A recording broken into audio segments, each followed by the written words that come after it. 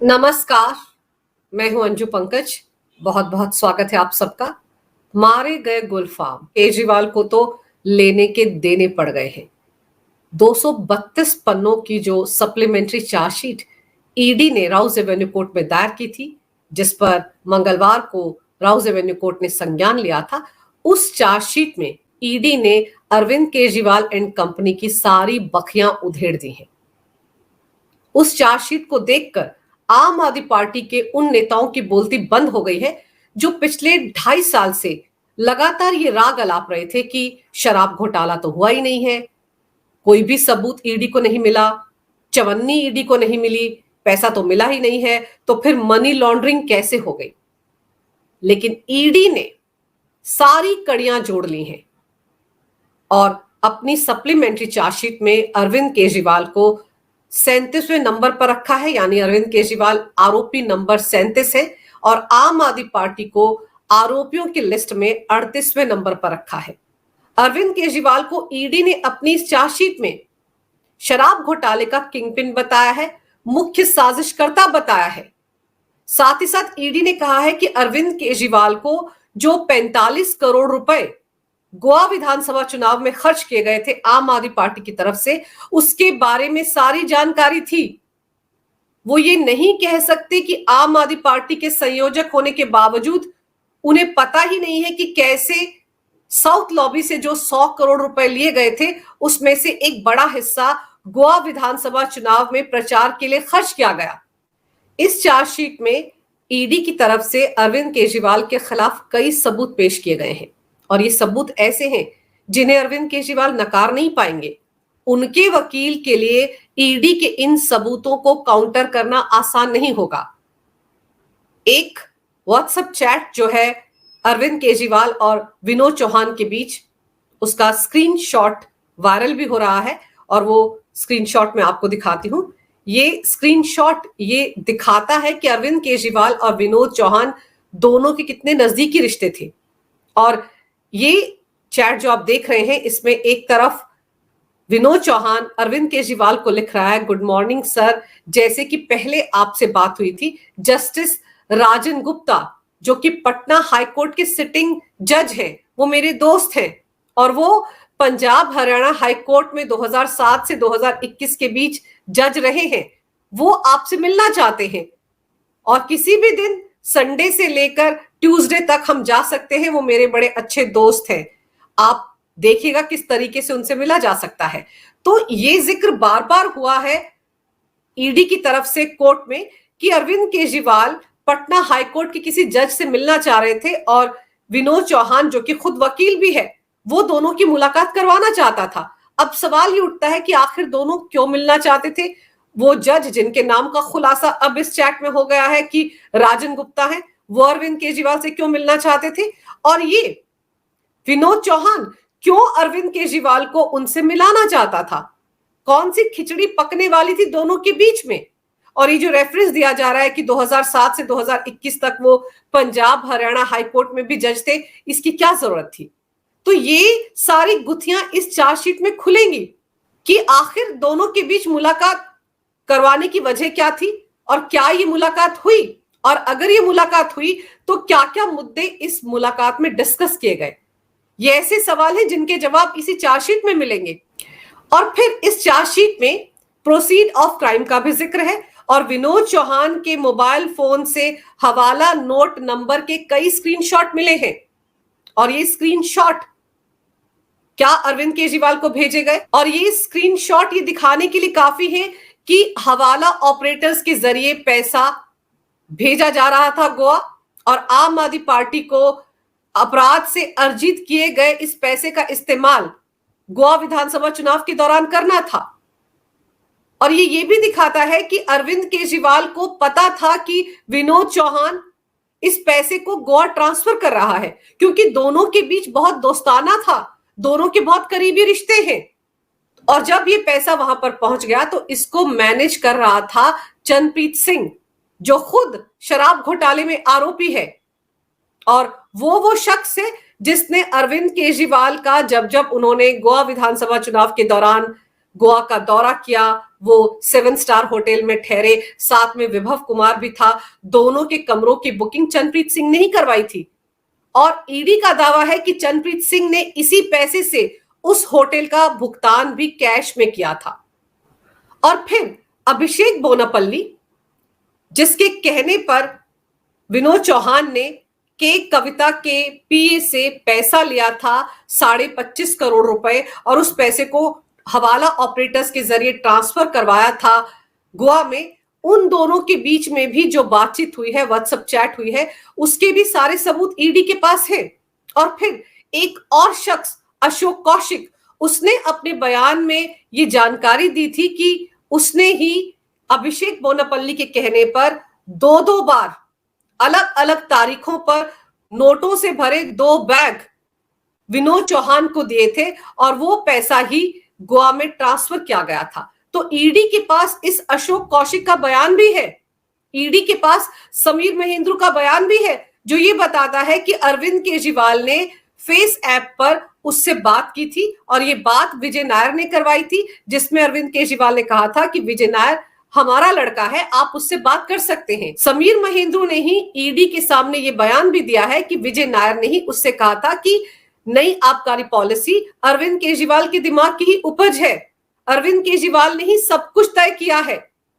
तो ये जो बातें हैं ये साबित करती हैं कि अरविंद केजरीवाल को अच्छे तरीके से पता था कि नई आबकारी पॉलिसी में क्या क्या बदलाव किए गए हैं और कैसे साउथ लॉबी से उसके एवज में 100 करोड़ रुपया लिया गया है।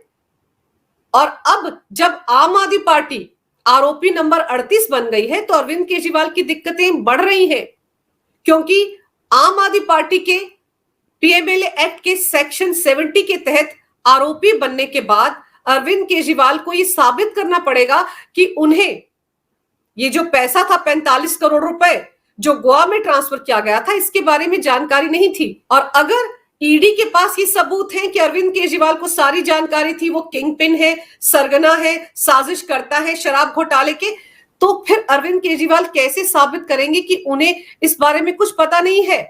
क्योंकि सेक्शन 70 का प्रावधान ये कहता है कि जो आरोपी है, जो पॉलिटिकल पार्टी का कर्ता धर्ता है या जो कंपनी का हेड है, उसे ये साबित करना पड़ेगा कि उसे ये जो प्रोसीड ऑफ क्राइम यानी कि अपराध से अर्जित किया गया पैसा है वो कहां कैसे खर्च किया जा रहा है, इसकी जानकारी नहीं है। ये साबित करना पड़ेगा, ये सबूत देने पड़ेंगे। लेकिन अरविंद केजरीवाल सबूत कहां से लाएंगे? क्योंकि ईडी के पास सारे सबूत हैं कि अरविंद केजरीवाल को जानकारी थी, उनकी देखरेख में ही, उनकी नॉलेज में ही पूरा का पूरा शराब घोटाला हुआ है।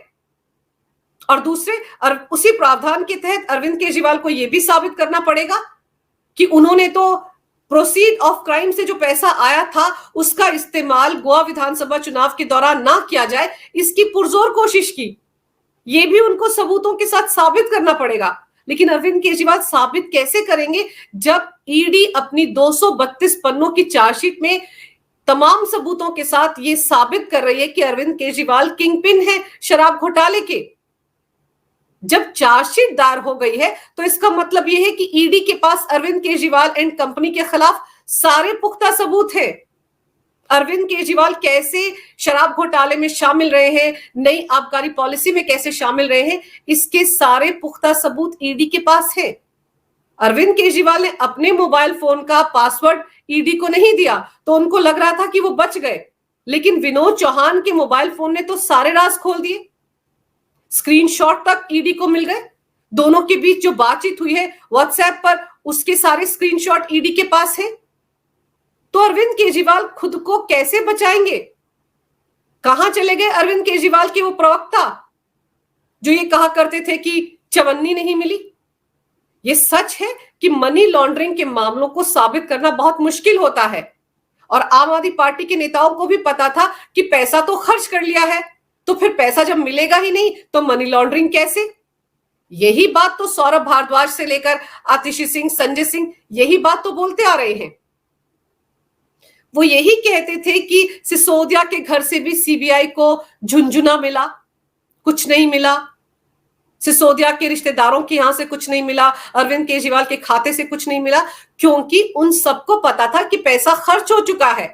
जब पैसा खर्च कर लिया गया है तो पैसा कैसे मिलता ईडी को? और इनको लग रहा था कि अगर पैसा नहीं मिलेगा तो मनी लॉन्ड्रिंग का केस बन ही नहीं पाएगा। लेकिन ईडी ने सारी कड़ियां जोड़ ली हैं। एक एक पैसे का हिसाब इस वक्त ईडी के पास है और इसीलिए इस सप्लीमेंट्री चार्जशीट में जो खुलासे हो रहे हैं उनको देखकर आम आदमी पार्टी के सभी नेताओं की बोलती बंद हो गई है। अरविंद केजरीवाल भी अंदर से हिल गए हैं क्योंकि ईडी के इन सबूतों को काउंटर करना आसान नहीं होगा। अभी तक तो सबको लग रहा था कि मनीष सिसोदिया ने ही सब कुछ किया है, नई आबकारी पॉलिसी उन्होंने ही बनाई है। मनीष सिसोदिया ने ही पिछले साल अक्टूबर महीने में जब सुप्रीम कोर्ट में उनकी जमानत याचिका पर सुनवाई हो रही थी तो ये कहा था कोर्ट में कि सामूहिक तौर पर लिया गया फैसला था नई आबकारी पॉलिसी, यानी कि ग्रुप ऑफ मिनिस्टर्स में डिसाइड हुआ था। तो अगर ग्रुप ऑफ मिनिस्टर्स में डिसाइड हुआ था तो अरविंद केजरीवाल तो दिल्ली के सीएम है, ग्रुप ऑफ मिनिस्टर्स के हेड होंगे। तो उसी वक्त उन्होंने गाहे बगाहे, यानी कि मनीष सिसोदिया ने इशारा कर दिया था कि अरविंद केजरीवाल को सब पता है। लेकिन अरविंद केजरीवाल पिछले 2.5 साल से यही राग अलापते आ रहे हैं कि शराब घोटाला तो हुआ ही नहीं है। तो जब शराब घोटाला नहीं हुआ था तो उनको सबूतों के साथ अदालत में जाना चाहिए था। रैलियों में बोलने से, प्रेस कॉन्फ्रेंस में बोलने से बात नहीं बनने वाली थी। लेकिन अब देखिए सिट्टी पिट्टी गुम हो गई है अरविंद केजरीवाल की ईडी की इस चार्जशीट को देखकर। ईडी ने साबित कर दिया है कि किस तरीके से प्रोसीड ऑफ क्राइम को डाइवर्ट किया गया उन राज्यों में जहां पर चुनाव होने वाले थे विधानसभा के। और सबसे पहला राज्य था गोवा। और फिर गोवा के तो आम आदमी पार्टी के बहुत सारे नेता हैं, करीब करीब 16 ऐसे नेता हैं जो गोवा विधानसभा चुनाव में उम्मीदवार थे। उनके बयान भी ईडी ने दर्ज किए हैं। उन्होंने भी ये जानकारी दी है कि उनको विनोद नायर से लेकर चरणप्रीत सिंह, इन सब ने कैश में पैसा दिया था खर्च करने के लिए। तो सवाल तो यही है कि जो कैश में पैसा आया था वो कहां से आया था, सोर्स क्या था? और दूसरी तरफ उनको झटका दिल्ली हाई कोर्ट से भी लगा। दरअसल दिल्ली हाई कोर्ट में अरविंद केजरीवाल ने अपना जवाब दाखिल किया था। जब राउज एवेन्यू कोर्ट से अरविंद केजरीवाल को जमानत मिल गई थी और ईडी ने उस फैसले को दिल्ली हाई कोर्ट में चुनौती दी थी तो नोटिस जारी करके दिल्ली हाई कोर्ट ने अरविंद केजरीवाल से भी जवाब मांगा था। तो जवाब दाखिल करते वक्त अरविंद केजरीवाल ने कोर्ट से एक गुहार लगाई थी कि उनकी इस याचिका पर तुरंत सुनवाई की जाए। लेकिन दिल्ली हाई कोर्ट ने तुरंत सुनवाई करने से इनकार कर दिया और 17 जुलाई की तारीख उनको दे दी। लेकिन जो जवाब अरविंद केजरीवाल ने दिल्ली हाई कोर्ट के सामने रखा है उसमें उन्होंने ईडी पर कई गंभीर आरोप लगाए। पहले तो उन्होंने ये कहा कि ईडी दुर्भावना से ग्रस्त होकर उनके खिलाफ कार्रवाई कर रही है, यानी कि ईडी किसी ना किसी तरीके से राजनीतिक दबाव में है और उनकी जमानत को जिस तरह से रद्द किया गया वो उनके साथ नाइंसाफी है। उन्होंने ये भी आरोप लगाया कि ईडी ने शराब घोटाले के जो दूसरे आरोपी हैं, सह आरोपी हैं, उन पर दबाव बनाया कि वो अरविंद केजरीवाल के खिलाफ गवाही दें। और बहुत सारे ऐसे आरोपी हैं उनकी जमानत याचिकाओं का ईडी ने विरोध नहीं किया, लेकिन अरविंद केजरीवाल के पीछे ईडी हाथ धोकर पड़ गई है। अरविंद केजरीवाल ने कोर्ट में यह भी कहा कि राउज एवेन्यू कोर्ट से उनको जो जमानत दी गई थी वो बिल्कुल सही फैसला था। जज ने, यानी कि राउज एवेन्यू कोर्ट में उस वक्त वेकेशन बेंच में जो जज थी न्याय बिंदु, उन्होंने बिल्कुल सही फैसला सुनाया था। लेकिन ईडी ने उसका विरोध करके एक तरह से ये दिखा दिया कि वो कोर्ट का अपमान कर रहे थे। अब मजेदार यह है कि जब जब अदालतों से अरविंद केजरीवाल के पक्ष में फैसले आते हैं तो उनको लगता है कि फैसला बिल्कुल सही है, लेकिन जब जब अदालतों से उनके पक्ष में फैसले नहीं आते हैं तो वो ऊपरी अदालत में पहुंच जाते हैं। दिल्ली हाई कोर्ट से जब जब अरविंद केजरीवाल को झटके लगे वो तुरंत सुप्रीम कोर्ट पहुंच गए और अब उनको ये लग रहा है कि ईडी का पक्ष सुने बिना जिस तरीके से राउज एवेन्यू कोर्ट ने उनको जमानत दे दी थी वो फैसला बिल्कुल सही था, क्योंकि जज ने अपने विवेक का इस्तेमाल किया था। अब देखना दिलचस्प होगा कि 17 जुलाई को जब इस मामले पर सुनवाई होगी तब कोर्ट क्या फैसला सुनाता है। अगर वहां पर अरविंद केजरीवाल के पक्ष में फैसला आ गया तब तो दिल्ली हाई कोर्ट के जज भी अपने विवेक का इस्तेमाल करेंगे, लेकिन अगर अरविंद केजरीवाल के खिलाफ फैसला आया तो अरविंद केजरीवाल दौड़ते भागते सुप्रीम कोर्ट पहुंच जाएंगे। लेकिन फिलहाल अरविंद केजरीवाल डरे हुए हैं क्योंकि उनके खिलाफ जो 232 पन्नों की सप्लीमेंट्री चार्जशीट ईडी ने राउज एवेन्यू कोर्ट में दायर की है, उसमें जो खुलासे हो रहे हैं उससे साफ पता चलता है कि शराब घोटाले में अरविंद केजरीवाल की बहुत बड़ी भूमिका है। और ईडी के सबूत इस तरफ इशारा कर रहे हैं कि अरविंद केजरीवाल इस घोटाले में बुरी तरह से फंसने वाले हैं। और यही वजह है कि अरविंद केजरीवाल चाहते थे कि ईडी इससे पहले कि राउज एवेन्यू कोर्ट में अपनी चार्जशीट दायर करे, उससे पहले किसी ना किसी तरीके से उन्हें जमानत मिल जाए। लेकिन अब जब ईडी ने चार्जशीट दायर कर दी है, कोर्ट ने संज्ञान ले लिया है, अरविंद केजरीवाल के खिलाफ प्रोडक्शन वारंट जारी हो चुका है, 12 जुलाई को उनको राउज एवेन्यू कोर्ट के सामने पेश होना है। तो ऐसे में अरविंद केजरीवाल की दिक्कतें बहुत बढ़ गई हैं। अब जल्द उनको जमानत मिल पाए इसके आसार ना के बराबर हैं। अगर आपको ये वीडियो अच्छा लगे तो कृपया इसे लाइक करें, शेयर करें। अगर आप पहली बार मेरे चैनल पर आए हैं तो कृपया मेरे चैनल को सब्सक्राइब करना ना भूलें। मेरे चैनल को अपना पूरा समर्थन दें। ये वीडियो देखने के लिए बहुत बहुत धन्यवाद। नमस्कार। भारत माता की जय हो। वंदे मातरम और जय श्री राम।